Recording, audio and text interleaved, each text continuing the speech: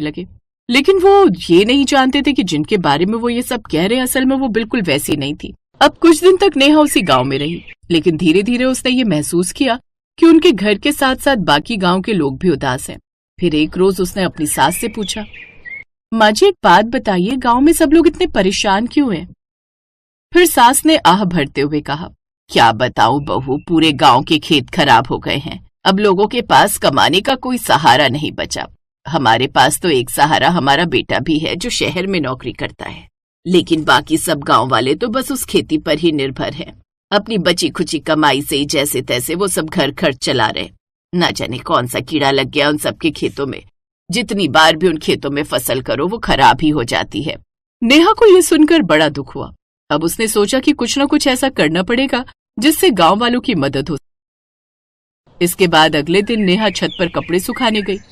वहां से उसने पूरे गांव की छतें देखी। हर घर की छत बड़ी बड़ी और खाली थी। उसी समय उसके दिमाग में एक विचार आया, कमाल है, यहाँ सबकी छतें इतनी बड़ी बड़ी हैं, ये लोग इसका इस्तेमाल क्यों नहीं करते? फिर वो जल्दी से नीचे आई और इस बारे में अपनी सास से बात करने लगी। माँ जी अगर खेत खराब हो गए तो क्या हम छत पर सब्जियां नहीं उगा सकते? छत पर खेती? अरे बहू ये कैसी बात कर रही हो? फिर शाम को जब बंशीराम और गांव के कुछ लोग घर आए तो नेहा ने वही बात दोहराई, बाबूजी अगर हम छत पर मिट्टी भरकर खाद देकर सब्जियां उगाएं तो क्या पता छत पर की गई खेती अच्छी हो जाए। ये तुम कैसी बातें कर रही हो बहू? ये तुम्हारे शहर के फ्लैट की बालकनी नहीं है जहाँ 2-4 गमले टांग कर तुम उसमें धनिया उगा लो तो खुद को बड़ा होशियार समझने लगो। फिर ये बात सुनकर नेहा चुप हो गई, लेकिन उसने हार नहीं मानी।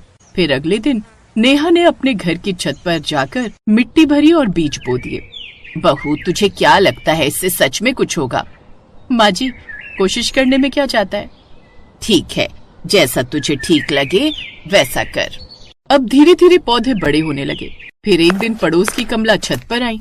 उसने देखा कि नेहा की छत पर टमाटर, मिर्च और धनिया के पौधे लगे हैं।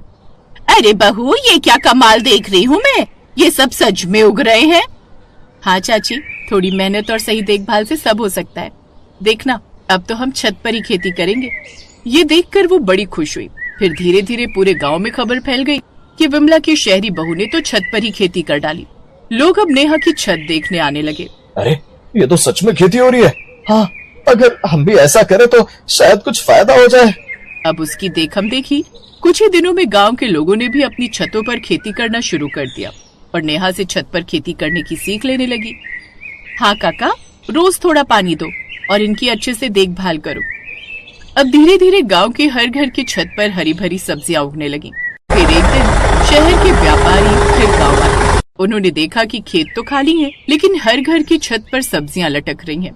अरे ये कैसी खेती है? ये हमारी नई बहू का आइडिया है। वाह, बड़ी समझदार है आपकी बहू। अब उन व्यापारियों ने उनसे खूब सारी सब्जियां खरीद ली। अब गांव वालों की फिर से कमाई होने लगी। पहले जो लोग उस शहरी बहू की बुराइयां करते थे अब वो उसकी तारीफ करने लगे। आज अगर हमारा गांव फिर से संभला है तो उस शहरी बहू की वजह से। हमने बेकार में ही उसे कितना भला बुरा कहा। चलो अभी नई बहू के घर चलकर उसे धन्यवाद देते हैं। बहू पहले हमने तुम्हें बेवकूफ समझा था, लेकिन आज तुमने पूरे गांव की किस